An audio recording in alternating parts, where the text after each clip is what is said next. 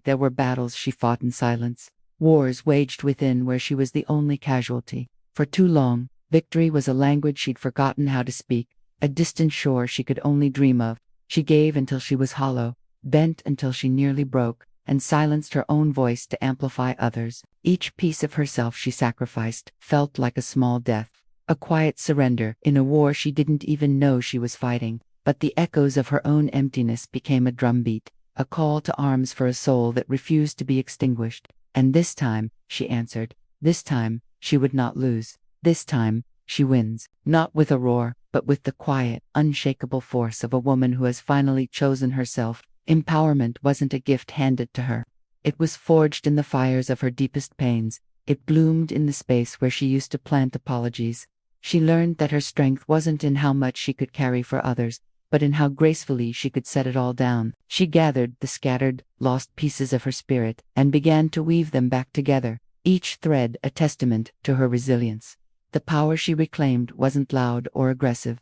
It was a steady, internal hum, a deep-rooted knowing that she was, and always had been, enough. She built her boundaries not as walls to keep the world out, but as sacred fences to protect the garden of her peace. No became a complete sentence, an act of radical self-preservation. She stopped explaining, stopped justifying, and stopped shrinking to make others feel comfortable. These lines were not drawn in anger, but in love, a profound, unwavering love for the woman she was becoming. Each boundary was a promise to herself. I will not abandon you again. I will honor your needs. I will protect your energy. And in doing so, she taught the world how to treat her by first showing them how she treated herself. With every boundary set, her confidence grew.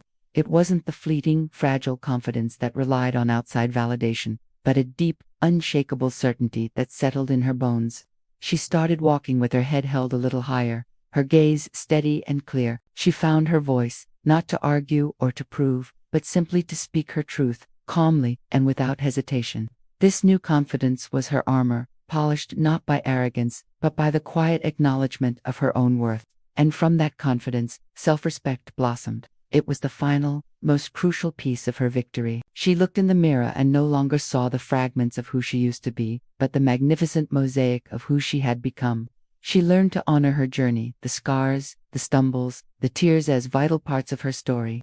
Self-respect was the quiet revolution that changed everything. It was the understanding that she was worthy of her own love, deserving of her own peace, and capable of writing her own ending. This time, she didn't just survive. This time, she won.